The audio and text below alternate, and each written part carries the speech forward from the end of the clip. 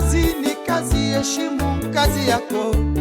Kazi ni kazi, upende kazi yako. Kazi ni kazi, usidharau ya mwenzio. Kazi ni kazi, sichague lolote. Ninasema ni kazi bora chakula. Ninasema ni kazi bora mapato. Waliolinda kazi wamenawiri maisha. Waliopenda kazi wanakula matunda kazi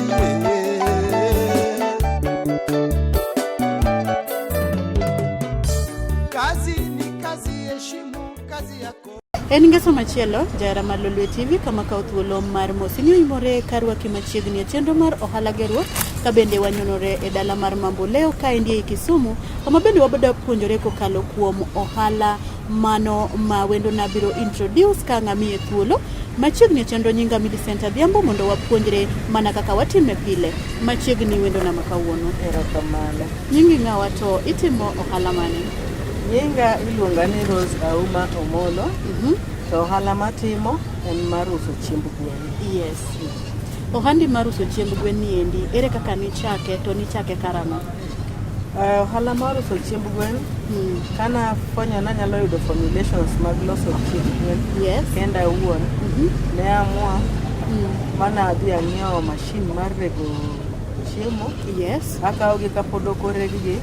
Akawo kaka oduma, akawo kaka omena, akawo kaka soya, karego kenda.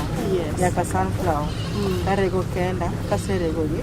Nitiere kaka iruogi, chiemo ka chiemo nigi formulation mare. Yes. Koro naruogi kaluwore gi kaka formulation.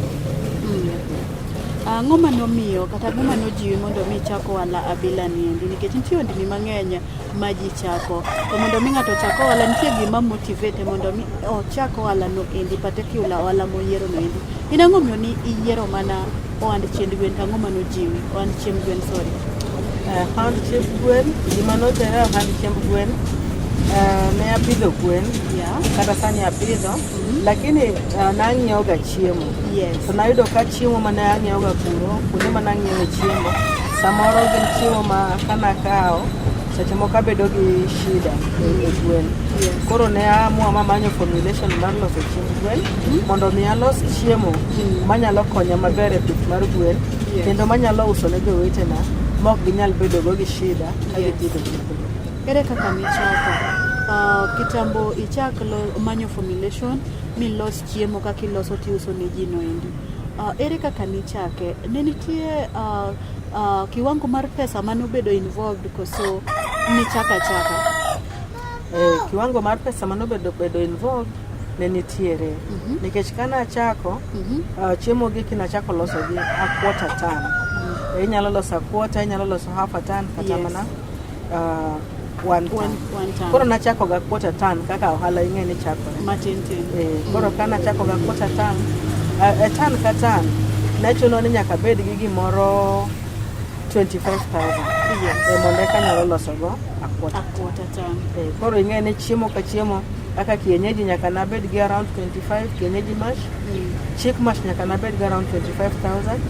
Kaito layers bende nyaka nabed gi around 25,000. Kaito growers nyaka ne abed around 25,000. Aneno ka kwan mar pesa mikwano no endi ni malo. Pesa ni endi ene mani yudo kowuok kuom benefit kata profit kuom gwen miwacho kanyo ni ipidho koso nitie kaka nikao hola koso gin savings magi. Koro pesa mana chako goloso chiemb gwen ne en mana yudo koa kuom nyithi gwen mana uso. Yes. Koro kane auso gwen naloso gi bit by bit. Koro ka uso gwen kata mana this time ka uso 25,000 kata ka uso 50. Yes. To koro ne amua ni okatigo dwaro mondo achak business mar loso chiemb gwen. To ne nitiere osiepna bende mane already ne timo gino. Koro en bende nomiya support. Yes. Kane nitiere seche mana anyalo bet ni aonge pesa tadwaro chiemo go nonyalo miya. To aloso to kaseuso tamiye pesa. Kaduoki chien pok na inyisowa ni to kar chiemb gwen ni iluongo nade? Kar chiemb gwen ni iluongo ni Rich Rose Enterprise. Yes. Ang'o michake ni Rich Rose? Okay, Rich Rose en nying ji ariyo. Yeah. Jaoda niluongo ni Richard, Yeah. an be an Rose. Yes. Koro nwaloso nying miluongo ni Rich Rose. Yes. Yes. Erokamano ahinya. Koro awach ni kit ohala bilani en gima ng'ato nyalo somo koso mari nobiro kaka passion? Already ne antie gi passion. Koro e passion nani? Yes. Mostly nanyalo ga Google e YouTube kanitiere gimoro machanda madwaro to a Google to biro nata somo kang'eyo kaka itimo. Maonge school mora midhie ni an koda formulation mar loso chiemb gwen. Onge school mora madhi. Yes. Asoma kenda e internet kaita puonjra loso kenda. To kae be nitiere joma bende ohandi ni endi omiyo tich ma konyi uso kaendi koso ka inemi itie kendi gige nigi uso mana kendi? Antiere gi nyathi ma wuoyi mohala ni endi omiyo tich. Ene mobet kaendi go. Yes.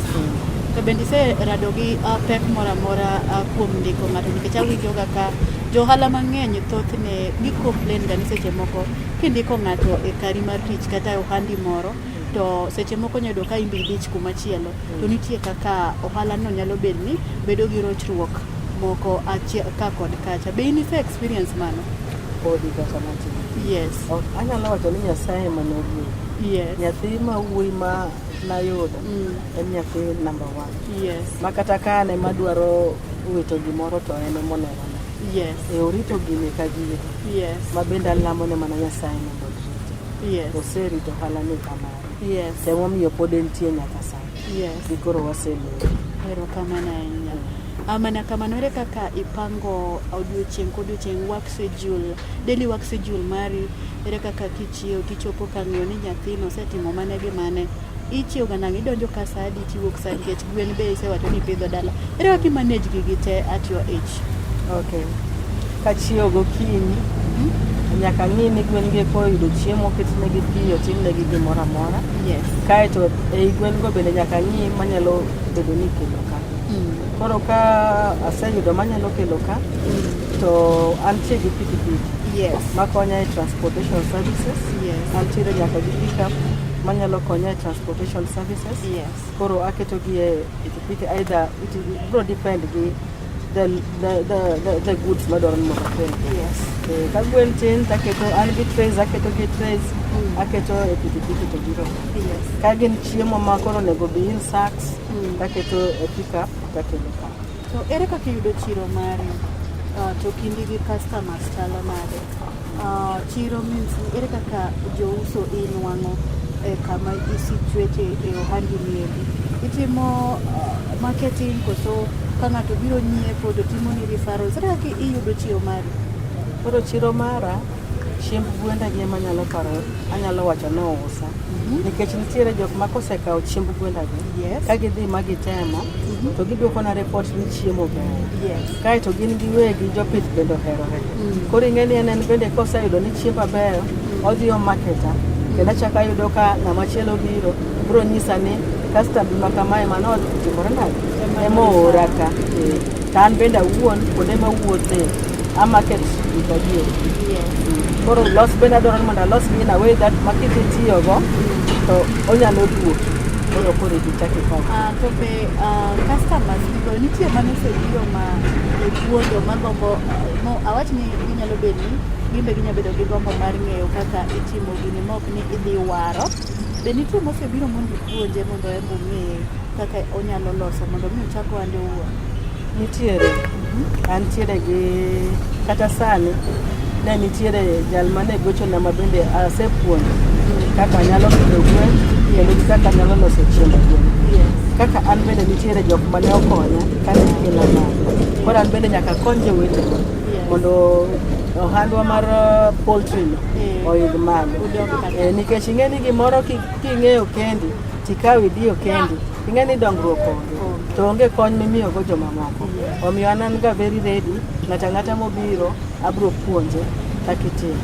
Puonj ma kamaendi itime voluntarily koso nitie fee moro matin ma ichajo nikech in ke janeno masani nenowa kowinjo ni in gi chuny mar konyo embo nyalo gombo biro koro nyakete ler iwach ni to puonj ma kamaendi kadi bed ni nitie ng'ama nigi gombo ichiwe voluntarily koso nitie fee moro matin michajo.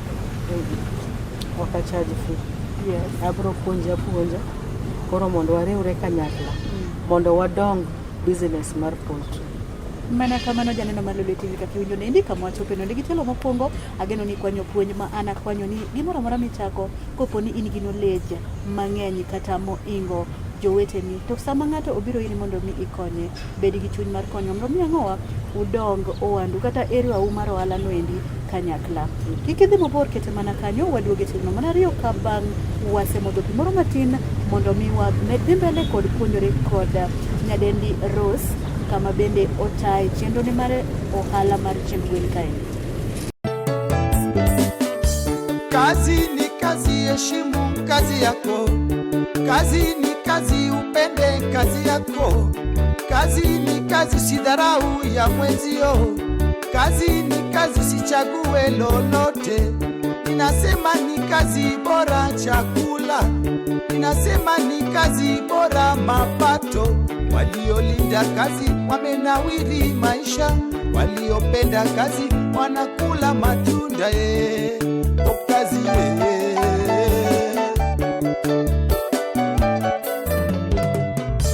Kazi ni kazi, heshimu kazi yako. Kazi ni kazi, heshimu kazi yako. Kazi ni kazi, upende kazi yako. Kazi ni kazi, usidharau ya mwenzio. Kazi ni kazi, usichague lolote. Ninasema ni kazi bora chakula. Ninasema ni kazi bora mapato. Waliolinda kazi wamenawiri maisha. Waliopenda kazi wanakula matunda kazi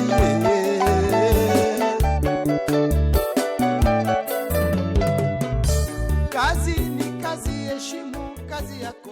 Janeno Malolwe TV machiegni kendo e tielo mar ariyo mar chenro ni mar ohala gerruok ka bende wadhi nyime kod puonjore kod nyadendi Rose kama bende puonjore kodwa e kit ohanda matimo mano mar chiemb gwen kaendi. Ageno kuma wachope ipuonjori kendo pod wadhi nyime kod puonjore machiegni kendo e chenro machiegni kendo Rose. Erokamano. Kadhi nyime to gin kit chiemo mage ma ng'ato nyalo tiyogo kuom gweno wachni ng'ama timo ohand poultry gin kit chiemo mane ma ng'ato nyalo yudo iri kaendi? Yoda ka. Yes. Dukana ni antiere gi chick mash. Antiere gi growers mash. Modundi matin. Antiere gi chick mash. Antiere gi growers mash.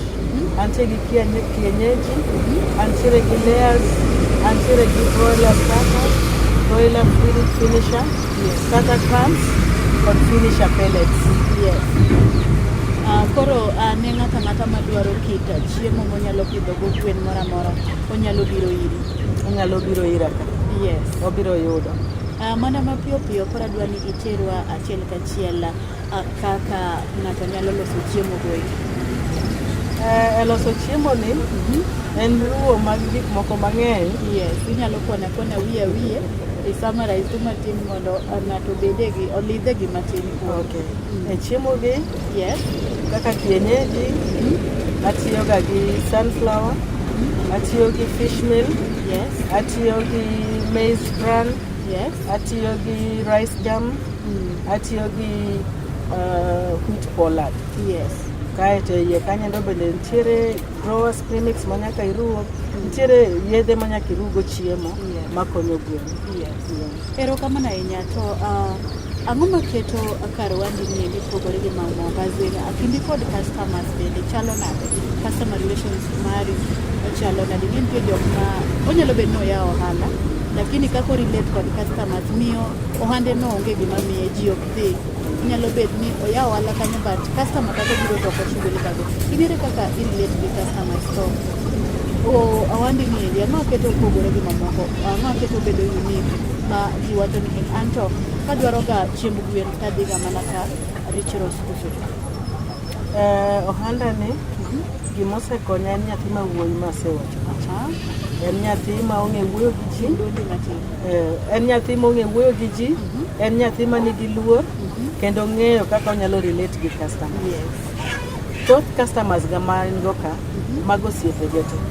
Ma en emong'eyo kaka relate gi. Very few mana meka makende. Lakini most of them gin meke momanyo nyaka kende. Erokamano ahinya. Koro kwa dhi nyime mana kaka ing'eyo ni kitambo ichak gimoro nyaka ibed ni ichake ka in kod geno ni gino endi biro kelo ni lokruok kata biro kelo ni yuto moro kata ber moro e ngimani. To bende gimoro amora mwachako ga nwatimo onge makadho ga mok bed ga ng'o midhierni nikech mondo mi gimoro dongre nyaka kodhi ang'o midhiero go be mamiyo watimore nade wadongo. Koro en midhiero mage motudo kod ohand chiemo. Be nitie ndalo ma gik ma itiyo kodo kata products mitiyo godo e loso ohand gwen chiemb gwen kaendi bedo gi shortage ma irum gi moko. Mano en kendo challenge maduong' ahinya. Inyalo yudo ka seche moko ni loso chiemb gwen orumo koro idwaro dhi manyo materials mag loso gi. Kidhi tiyudo ka onge. It means ni seche maonge ne ng'eno ok inyal loso chiemo ma substandard.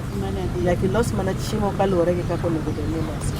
Koro at that period ka gik miloso go chiemb gwen onge, mano nyiso ni nyaka chung' mondi nyaka chieng' moro chak yie. Ineno kaka koro maize jam, maize bran, wheat pollard gin gik mwakawo ka United Millers. To kidhi United Millers tiyudo ka gionge gi gigo. Gionge gi option. Samoro idhi Mombasa Millers tiyudo ka gionge gi gigo. Gionge gi option moro. Nyaka iriti. Kopogore gi mano bende nitie challenge moro kendo. Challenge moro kendo bende en mana seche moko inyalo bedo ni iloso chiemb gwen gibudho kapok okaw. Ng'ere ni seche moko nitiere ga duration kaka koro juni Christmas kama. Ka ji oelekea Christmas kata after Christmas eka ji chako paro mar pidho gwen. Koro ibiro yudo ni e Christmas ka indigo ka ne ji ouso gwen moti. Kochopo January ing'e ni fees nitiere ang'owa nitie. Ibiro yudo ka jopith most of them biro bedo ni onge gi gwen ma gipidho. Koro ing'e ni nyaka gichokre kendo eka chieng' moro kendo gichak loso gichak pidho gwen. Koro ing'e ni seche ma gichako pidho gwen no eka koro in bende inyalo yudo customers mabiro kanchi. To bende chiemb gwen go endi expire? Ok expire as such, lakini ok onego bed ni gibedo for a long time. Like what duration? Kaka meka gi ok ahero ga ni gitieko kata mana 1 month. It means ni kaneno ka gibudho biro chuna ni mondo akawgi adhi amigi gwenda dala achaka los manyien ema mondo akel kae. Sero kamano ahinya to wang'eyo sani ni corona pod nitie kendo nodonjo e pacho kaendi ma orocho ohelni kod tuoche mang'eny. Ji mang'eny nokoso tije. In bende ne affect kata duogo chien ohandi e yo moro amora? Kaka koro corona ne odonjo, hai maber ni pod ne wanyalo yudo iloso go chiemo. To gwen bende pidhe mier. Koro ing'e ni jok mopidho gwen e mier, corona ok nyal chandogi ahinya.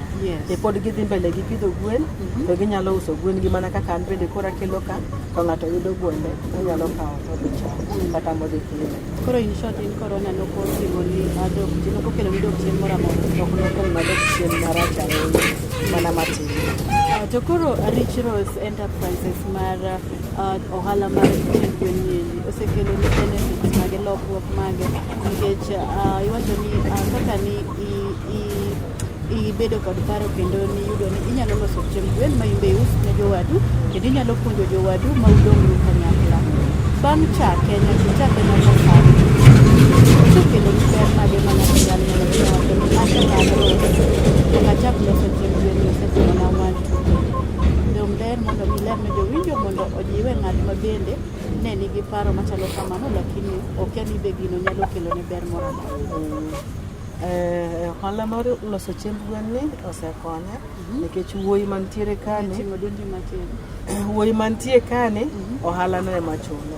To bende kouse nyaka yud gimoro madok go e ot, nyaka yud gimoro manyalo konyo go ngimane. Koro ok en gima biro atima mar kamano. Nitiere ohala kendo okelo kony ne wuoyi matiyo kane, to okelo kony ne familia na. Koro siri mari mar dhi maber e uso gwendi ma ipidho dalagi kod ohandi ni en mane?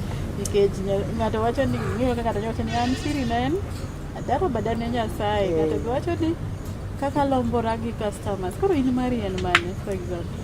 Mara mokwongo na maduong' siri maduong' en mana Nyasacha manie polo. Yes. En emosebedo kotelona, en emosebedo kotaya. Kaeto mar ariyo en wuoyo maber gi customers. Ing'eni ohala ni ok an kenda man kode. An gintiere ji mang'eny mantiere kode oko. Koro nyaka ing'i kaka iwuoyo gi customers. Nitiere jok moko ma sache moko pesa ng'ato eme dichno. Sache maonge pesa to koro kidwar neno. An gi customers mabeyo ma sache ma gin gi pesa ginyiewo, sache maonge to bende wadil mana kaka jo. Koro puonj mane mijamiyo janeno owach ni nitie ji mang'eny magombo ga chako ohala mopogore opogore, obed machalo gi mari, obed moro amora to kia kaka ochaki.